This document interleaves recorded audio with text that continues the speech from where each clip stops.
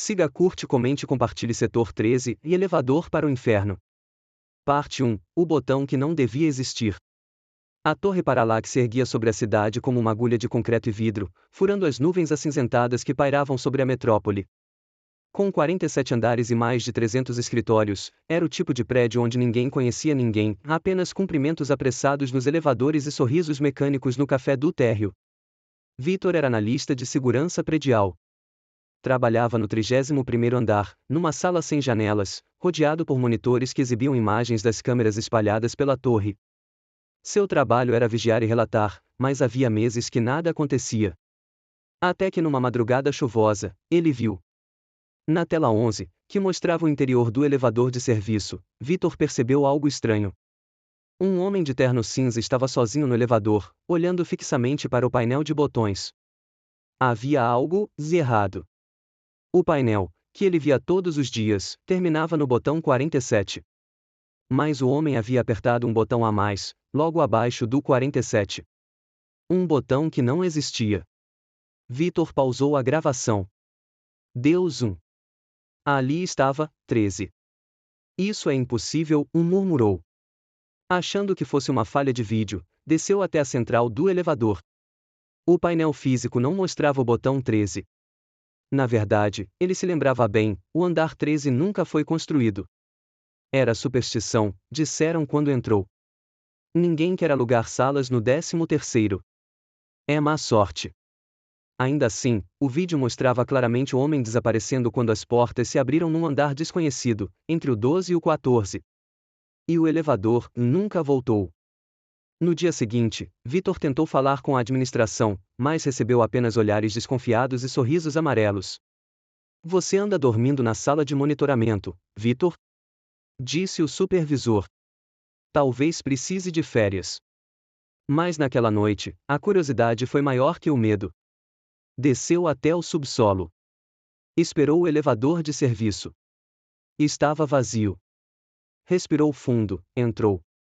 Os botões se acenderam. Do 1 ao 47. Nenhum 13. Ele então fez o impensável, pressionou os botões 12 e 14 ao mesmo tempo. Por um instante, todas as luzes do painel piscaram, e um botão apareceu onde antes havia apenas metal liso. 13. A luz fraca iluminava os números do painel, mas o 13 parecia desenhado à mão, como se tivesse sido riscado por dentro do vidro com carvão. Tremendo, Vitor pressionou. O elevador tremeu. Um zunido percorreu as paredes como se algo vivo se arrastasse por dentro das engrenagens. As luzes piscaram 3 vezes. A sensação de gravidade desapareceu por um segundo. Então, o elevador parou. As portas se abriram com um chiado seco, revelando o setor 13. Era um corredor longo, sem janelas, com paredes feitas de um concreto úmido e poroso. As lâmpadas do teto piscavam, e havia um zumbido constante no ar, como uma colmeia invisível. Vitor deu um passo à frente, e as portas se fecharam atrás dele. Sem botão de retorno. Sem elevador. Sem saída. O chão parecia pulsar sob seus pés, como se algo grande respirasse abaixo. À frente, portas sem números. Uma delas entreaberta, deixando escapar um som, como alguém chorando. Vitor se aproximou.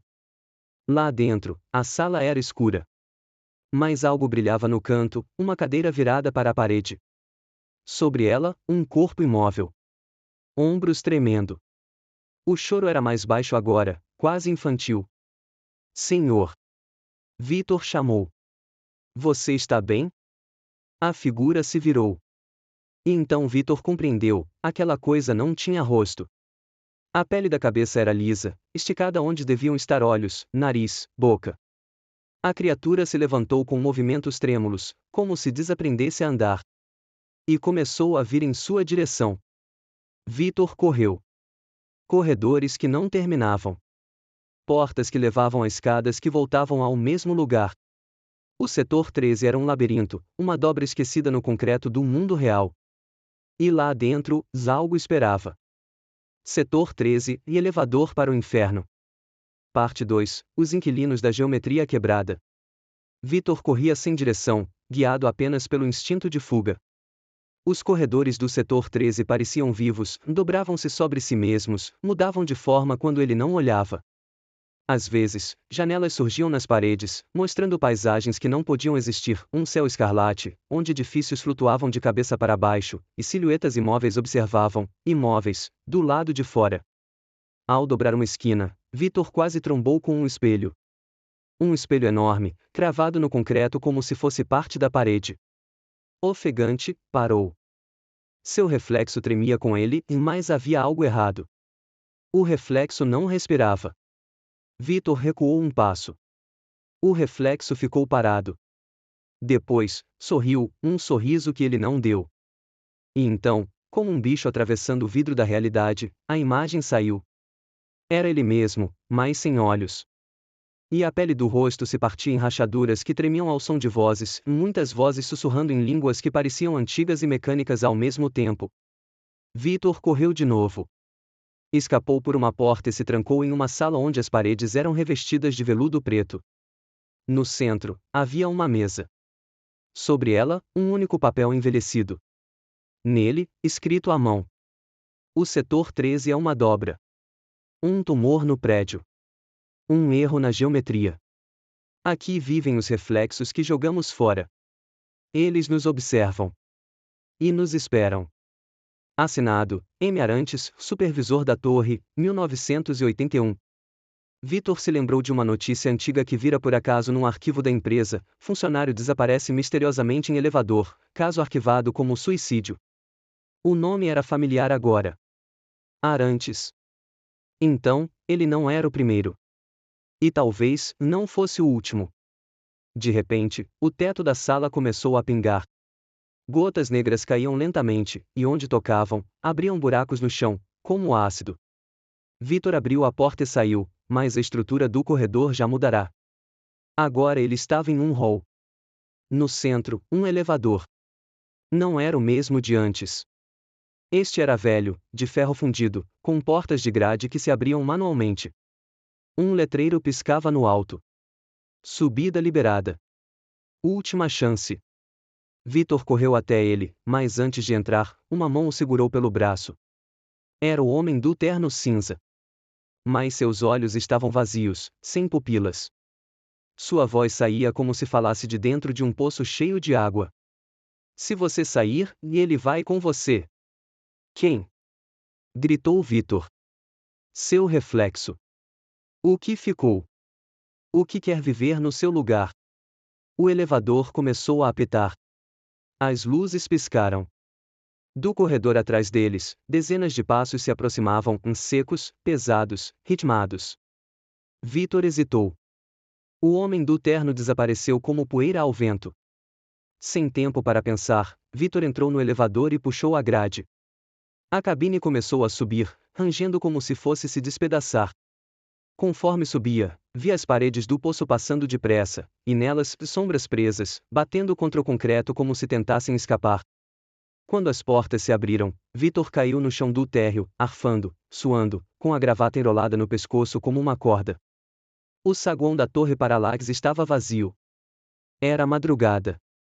Tudo parecia normal, até ele olhar seu reflexo nas portas espelhadas do prédio. Seus olhos estavam diferentes. Levemente escuros. Um brilho que não era dele. Setor 13 e elevador para o inferno. Parte 3, o reflexo que sorri primeiro. Nos dias que se seguiram, Vitor tentou agir como se nada tivesse acontecido. Voltou ao seu posto, assistia às câmeras, bebia café frio da máquina do andar 5. Mas o mundo ao redor não parecia mais o mesmo. Começou com pequenos detalhes. A hora no relógio nunca era exata. Sempre adiantada em 13 minutos. As câmeras mostravam imagens do elevador paradas. Como se o tempo estivesse congelado dentro dele. E mesmo assim, em algumas madrugadas, o botão 13 piscava sozinho, como se alguém lá embaixo ainda o apertasse. Na terceira noite, acordou no sofá da sala. Não se lembrava de ter dormido ali. O espelho da parede estava sujo com algo que parecia poeira de carvão, e havia uma palavra escrita nele. Abrigue-me. Vitor limpou o espelho. Seu reflexo encarou e sorriu antes dele sorrir. A partir dali, a paranoia cresceu. Em reflexos de vitrines, monitores e poças d'água, ele via seus gestos repetidos e com atraso. Às vezes, adiantado. Como se seu reflexo estivesse ensaiando ser ele e melhorando. Resolveu isolar os espelhos de casa. Mas quando cobriu o do banheiro com um lençol, ouviu uma respiração vinda de trás do pano. Quase humana, quase ofegante, quase feliz. Na manhã seguinte, ligou para a segurança da torre e pediu demissão. Disse que estava doente. Precisava sair, esquecer, sumir. Eles aceitaram com frieza. Nem perguntaram o motivo. Mas naquela mesma noite, seu telefone tocou. Um número oculto. Ele atendeu. Silêncio. E então, uma voz que parecia com a dele, mais grave e sem emoção, disse: Você me trouxe. Agora vá. A linha caiu. Vitor correu até o prédio na mesma hora, com os olhos injetados e a barba por fazer. Os guardas tentaram barrá-lo, mas ele dizia ser urgente. Precisava voltar ao elevador. Precisava desfazer aquilo. No caminho, encontrou um ex-colega que trabalhava no andar 39. Um homem de fala mansa, chamado Danilo.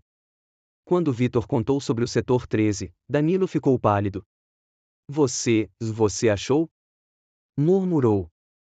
Cara, ninguém devia ir até lá. Você já foi? Eu vi. Mas não entrei.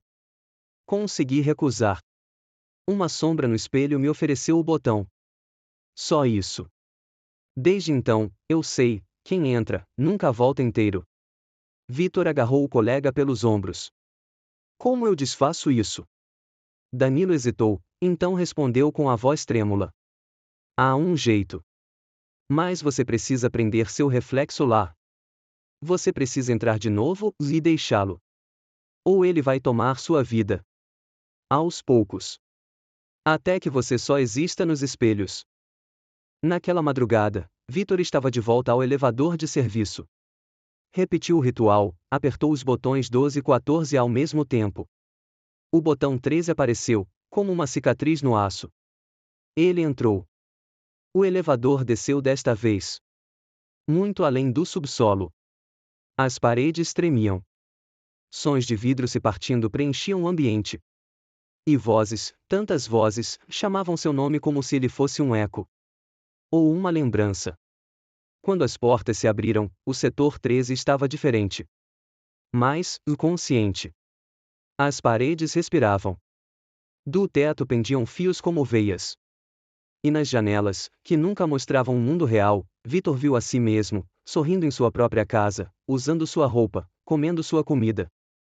Seu reflexo havia se libertado. Agora, ele precisava trazê-lo de volta. Ou prendê-lo para sempre naquele lugar. Mas o setor não deixaria isso fácil. Capítulo 4 – Espelho final. O setor 13 pulsava. O concreto escurecido pelas décadas de umidade parecia respirar como carne. Vitor caminhava lentamente, atento a cada passo, guiado pela única certeza: ele precisava encontrar seu reflexo. Nas paredes, TVs antigas mostravam cenas da vida dele, almoços esquecidos, momentos de infância, discussões no trabalho. Mas em cada cena, havia duas versões dele. Uma real. E outra que observava, ao fundo. Silenciosa.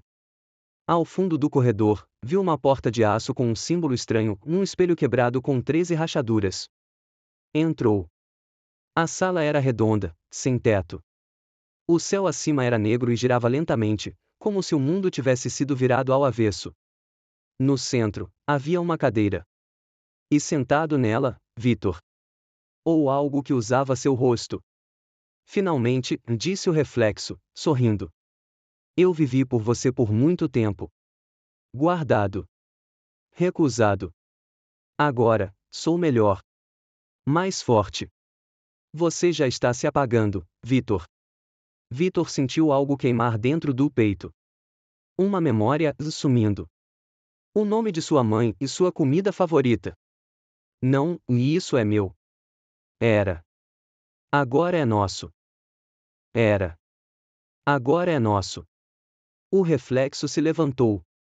Os dois estavam frente a frente. Idênticos. Mas havia algo nos olhos do outro, uma ausência de limite.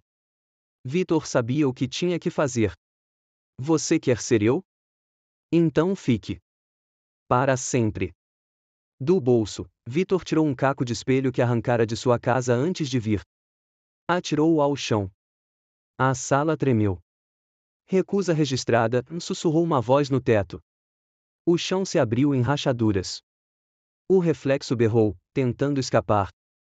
Mais tentáculos escuros surgiram das paredes, puxando-o para o concreto como se fosse areia movediça. Antes de sumir, o reflexo olhou para Vitor e sorriu pela última vez. Vitor correu.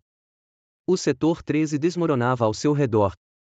Conseguiu entrar no elevador. O botão 0 piscava. Apertou. Na subida, a cabine rangia como se o mundo estivesse costurando a realidade de volta. Quando a porta se abriu, Vitor caiu no saguão do prédio. O sol da manhã entrava pelas janelas. Pessoas comuns passavam. Tudo parecia normal. Mas ele sabia a verdade. Vitor se olhou em uma janela espelhada. Seu reflexo olhou de volta. Desta vez, já ao mesmo tempo. O outro havia ficado. Por enquanto,